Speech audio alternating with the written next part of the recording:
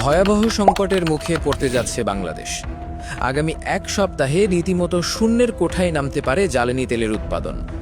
আপনার বাইক বা গাড়িতে তেল ভরার জন্য শেষ কবে ঘন্টার পর ঘন্টা লাইনে দাঁড়িয়েছেন? পাম্প থেকে বাধ্য হয়ে ফিরে আসতে হয়েছে কয়বার? দেশের পরিস্থিতি আসলে ঠিক কোন দিকে যাচ্ছে? একদিকে তীব্র গরম, লোডশেডিং, আর অন্যদিকে সারা দেশে জ্বালানি তেলের জন্য হাহাকার। পরিস্থিতি এমনই যে আগামী সপ্তাহের মধ্যে দেশে জ্বালানি তেলের উৎপাদন পুরোপুরি শূন্যের কোঠায় নেমে আসতে পারে। পরিস্থিতি সামাল দিতে গিয়ে সরকার হয়তো খুব শিগগিরই জ্বালানি তেলের দাম বাড়ানোর মতো একটা অপ্রিয় সিদ্ধান্ত নিতে বাধ্য হবে।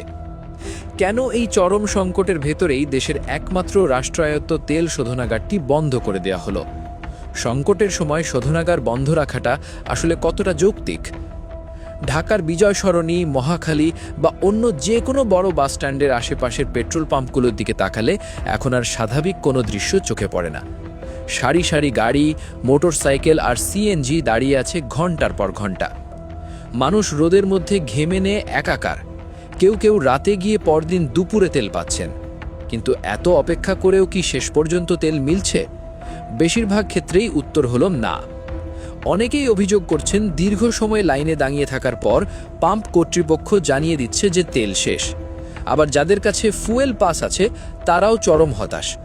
নিয়ম অনুযায়ী হয়তো একজনের 12 লিটার তেল পাওয়ার কথা, কিন্তু তাকে দেওয়া হচ্ছে মাত্র কয়েক লিটার।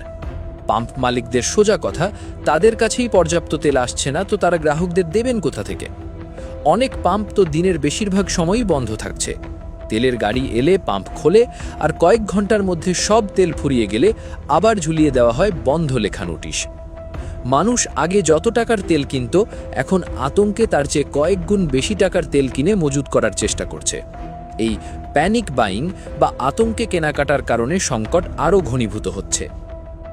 কিন্তু শুধু রাস্তার গাড়ি বা বাইকই নয়, এই তেল সংকটের ঢেউ আছড়ে পড়েছে আমাদের দৈনন্দিন জীবনের সব জায়গায়। বিদ্যুৎ সাশ্রয়ের জন্য এমনিতেই লোডশেডিং চলছে। এই লোডশেডিংয়ের সময় হাসপাতাল, শপিং মল বা বড় বড় আবাসিক ভবনগুলো জেনারেটরের ওপর নির্ভরশীল। আর এই জেনারেটর চলে ডিজেলে। এখন পাম্পে যদি ডিজেলই না থাকে তাহলে কি হবে? সরকার নির্দেশ দিয়েছে রাত 8টার পর মার্কেট আর দোকানপাট বন্ধ রাখতে। অনেক শপিং মল বাধ্য হয়ে সন্ধ্যার পর জেনারেটর চালাতে পারছে না তেলের অভাবে। ফলে ক্রেতা কম, বিক্রি বাট্টাও লাটে উঠেছে। কিন্তু শপিং মলের চেয়েও বড় বিপদ হাসপাতালগুলোতে। বড় বড় বেসরকারি হাসপাতালে সার্বক্ষণিক বিদ্যুতের প্রয়োজন। ICU, life support, operation theatre, এগুলো এক মুহূর্তের জন্যও বিদ্যুৎ ছাড়া চলতে পারে না। বিদ্যুৎ চলে গেলে জেনারেটরই একমাত্র ভরসা। অনেক হাসপাতাল কর্তৃপক্ষের দাবি তাদের হয়তো দিনে 100 লিটার ডিজেল দরকার, কিন্তু তারা পাম্প থেকে পাচ্ছে নামমাত্র কয়েক লিটার। দীর্ঘ সময় লাইনে দাঁড়িয়েও তারা জেনারেটরের জন্য পর্যাপ্ত তেল জোগাড় করতে পারছে না। যদি কোনো কারণে বিদ্যুৎ বিভ্রাট দীর্ঘস্থায়ী হয় এবং জেনারেটরের তেল ফুরিয়ে যায়, তাহলে হাসপাতালে ভর্তি মুমূর্ষু রোগীদের কী অবস্থা হবে সেটা কি কেউ আন্দাজ করতে পারছেন? এতক্ষণ তো বললাম সাধারণ মানুষের ভোগান্তির কথা, কিন্তু এই হাহাকারের পেছনের আসল কাহিনী কি? দেশে কি আসলেই এক ফোঁটাও তেল নেই, নাকি এর পেছনে অন্য কোনো বড় কারণ লুকিয়ে আছে? আর কেনই বা এই সংকটের মাঝে দেশের একমাত্র তেল শোধনাগারটি বন্ধ করে দেয়া হলো? আমাদের দেশের জ্বালানি তেলের মূল যোগান আসে মূলত দুটি পথে। একটা হলো সরাসরি ব্যবহারযোগ্য বা পরিশ্রুত তেল আমদানি করা, আর অন্যটি হলো অপরিশ্রুত তেল বা ক্রুড অয়েল আমদানি করে দেশের ভেতরে পরিশোধন করা। দেশের একমাত্র রাষ্ট্রায়ত্ত তেল শোধনাগার হলো চট্টগ্রামের ইস্টার্ন রিফাইনারি পিএলসি।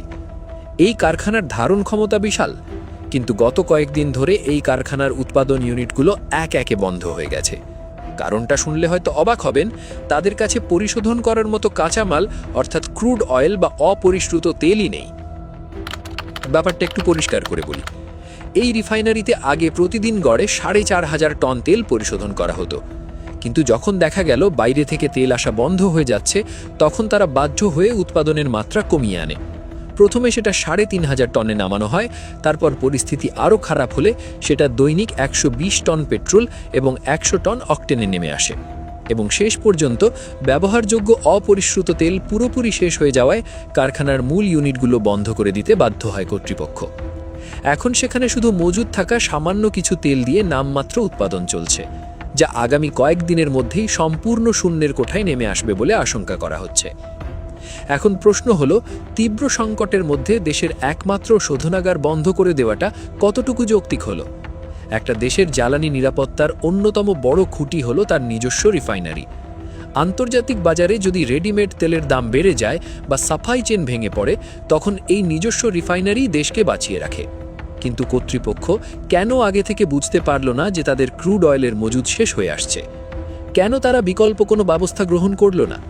বলা হচ্ছে মালয়েশিয়া থেকে 1 লাখ টন তেল আনার উদ্যোগ নেওয়া হয়েছিল, কিন্তু সরবরাহকারী প্রতিষ্ঠান নিরাপত্তা জামানত জমা না দেওয়ায় সেই চালানটি আসা নিয়ে চরম অনিশ্চয়তা তৈরি হয়েছে। আবার সৌদি আরবের বন্দর থেকে যে জাহাজটি ক্রুড অয়েল নিয়ে আসার কথা, সেটাও মধ্যপ্রাচ্যের উত্তেজনার কারণে আটকে পড়েছে। আবার সংযুক্ত আরব আমিরাতের সাথে চুক্তিবদ্ধ জাহাজের চুক্তিও বাতিল হয়ে গেছে। বিকল্প হিসেবে অন্য বন্দর ব্যবহার করার কথা বলা হলেও সেখানে খরচ অনেক বেশি পড়বে। এই যে আন্তর্জাতিক বাজারে একটা অস্থিরতা, এর ফলে তেলের সাপ্লাই চেন বা সরবরাহ ব্যবস্থা পুরোপুরি ভেঙে পড়ার উপক্রম হয়েছে। সরকার বা বাংলাদেশ পেট্রোলিয়াম কর্পোরেশন অবশ্য বারবার আশ্বস্ত করার চেষ্টা করছে। তারা বলছে যে ইস্টার্ন রিফাইনারি বন্ধ হলেও দেশে পর্যাপ্ত পরিশ্রুত তেলের মজুদ আছে, কারণ আমরা যে তেল ব্যবহার করি তার প্রায় 76% আসে সরাসরি পরিশ্রুত অবস্থায়। তাই রিফাইনারি বন্ধ থাকলে ডিজেল বা ফার্নেস অয়েলের খুব একটা সমস্যা হবে না।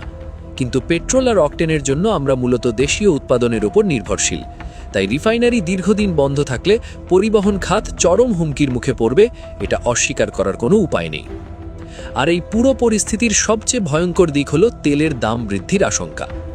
আন্তর্জাতিক বাজারে যদি তেলের সাপ্লাই ব্যাহত হয় এবং পরিবহন খরচ বেড়ে যায়, তাহলে সরকার কি আর আগের দামে তেল বিক্রি করতে পারবে? এমনিতেই সরকার জ্বালানি খাতে লম্বা সময় ধরে ভর্তুকি দিতে নারাজ। সংশ্লিষ্ট মহলের কথাবার্তা শুনলে স্পষ্টই বোঝা যায় যে মধ্যপ্রাচ্যের পরিস্থিতি যদি খুব দ্রুত স্বাভাবিক না হয়, তাহলে সরকার হয়তো জ্বালানি তেলের দাম সমন্বয় করার দিকেই হাঁটবে। অর্থাৎ সোজা কথায় তেলের দাম বাড়বে।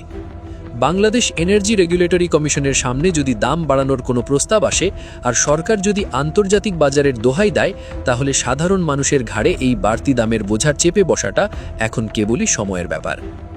সব মিলিয়ে আমরা এমন একটা অবস্থায় দাঁড়িয়ে আছি যেখানে কোনো দিক থেকেই কোনো ভালো খবর আসছে না। পাম্পে গেলে তেল নেই, রাস্তায় তীব্র যানজট, হাসপাতালে জেনারেটর চালানোর তেল নেই, আর এর মধ্যে দেশের একমাত্র তেল শোধনাগারও তার কাজ বন্ধ করে বসে আছে কাঁচামালের অভাবে। আন্তর্জাতিক রাজনীতির দাবার চালে আটকে পড়েছে আমাদের দেশের জ্বালানি নিরাপত্তা। এখন দেখার বিষয় সরকার কত দ্রুত এই সংকট কাটিয়ে উঠতে পারে। আটকে থাকা জাহাজ কি আদৌ সময় মতো এসে পৌঁছাবে, নাকি রিফাইনারি বন্ধ থাকার এই সুযোগে বাজারে কৃত্রিম সংকট তৈরি করে তেলের দাম বাড়িয়ে দেওয়া হবে? সাধারণ মানুষ হিসেবে আমাদের আসলে কি করার আছে? এই পরিস্থিতি নিয়ে আপনাদের কি মনে হয়? আপনার মূল্যবান মতামত জানিয়ে দিন আমাদের কমেন্ট সেকশনে।